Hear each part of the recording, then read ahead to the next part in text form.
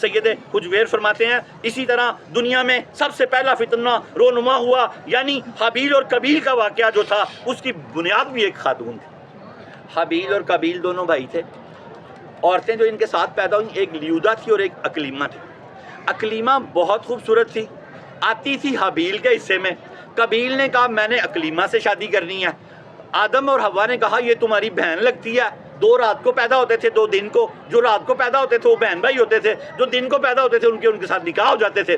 قابیل نے کہا نہیں میں نے اکلیمہ سے شادی کرنی ہے، تو رولا پڑ گیا۔ پھر قابیل نے حابیل کو قتل کر دیا، پھر کوے نے قبر کھودنی سکھائی۔ یہ سارا قرآن کا واقعہ داتا صاحب نے یہاں بتایا کہ وہ آزمائش بھی عورت ہی بنی۔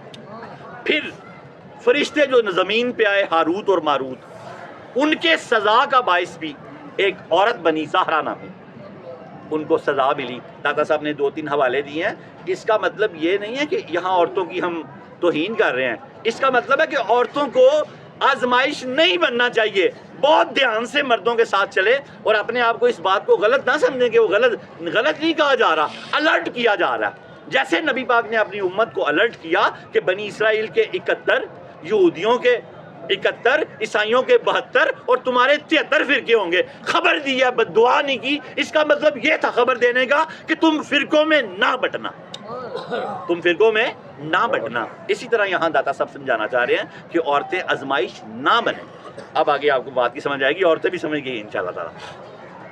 آگے داتا صاحب نے سید حجویر کی حدیث آقا پاک کی حدیث پاک دی ہے۔ رسول پاک نے فرمایا مختصر یہ کہ دنیا اور دین کی بہت ساری آزمائشوں کی بنیادی وجہ خواتین ہوتی ہیں۔ یہی وجہ ہے نبی پاک نے ارشاد فرمایا ما ترکت بعدی فتنۃ اضر علی الرجال من نساء، میں اپنے بعد مردوں کے لیے سب سے زیادہ نقصان اور آزمائش والی چیز خواتین چھوڑ کر جا رہا ہوں۔ عورتوں کے معاملے میں بہت محتاط رہنا آپ لوگوں نے۔ جو عورت، یہ میرا جوان بیٹا کھڑا ہے، جو عورت اپنے بھائی کا منہ کالا کر کے باپ کے سر پہ مٹی ڈال کے آپ سے یرانہ لگا رہی ہے، وہ کبھی آپ کی ہو سکتی ہے؟ سارے بات میری پوری کائنات میں بتا 20 سال پالا باپ نے، اپنا خون پسینہ پلایا کھلایا، بھائی نے وفا کی، سودے لا کے دیتا رہا، وہ پھر بھی کسی کے ساتھ سیٹ ہو گئی، خون کے رشتے چھوڑ کے۔ وہ میرے بیٹے بتائیں کہ کیا وہ عورت اس سے وفا کرے گی؟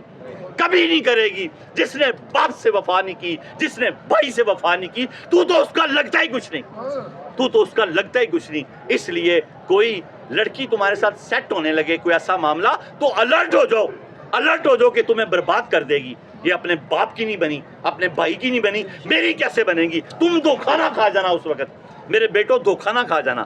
یہ بات کو یاد رکھنا۔ بادشاہ کی بیٹی بادشاہ کا بیٹا وزیر کی بیٹی کے ساتھ خراب ہو گیا۔ وزیر کی بیٹی نے گھوڑی نکالی، آگے پانی آ گیا، گھوڑی پانی میں بیٹھ گئی۔ بادشاہ کے بیٹے نے کہا پکڑے جائیں گے، جلدی کر۔ اس نے کہا میں کیا کروں، اس کی ماں بھی پانی میں بیٹھ جاتی۔ بادشاہ کے بیٹے نے کہا واپس چل۔ اس نے کہا ہویا کی؟ انہوں نے کہا واپس چل گھر جاگ دسا۔